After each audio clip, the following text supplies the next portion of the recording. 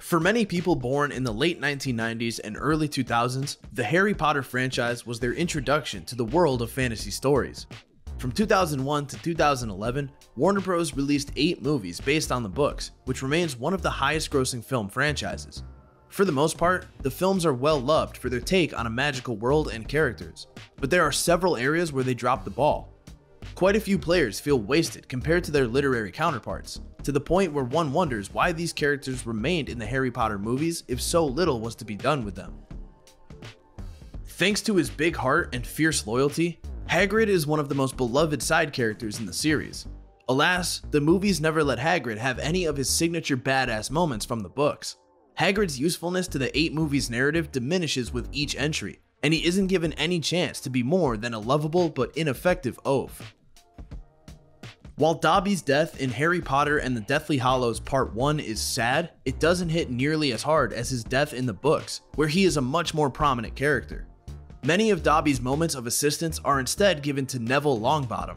While this change gives Neville more to do in the movies, it also means Dobby is completely absent from the story until it's time for him to die, and audiences don't get to see all the fun things he gets up to with his newfound freedom. Ginny is one of the worst adaptations from page to screen. While Bonnie Wright is a capable actress and does her very best to inject some life into the character, she isn't given the right direction to bring out Ginny's inner fire and adventurous spirit. The absence of these crucial qualities makes Ginny feel like a secondary character with slightly more screen time. The Harry Potter movies are terrible at romance, and Ginny and Harry's might be the worst. Kreacher is nothing more than an angry, curmudgeonly house elf in the movies, robbing audiences of a very tragic character.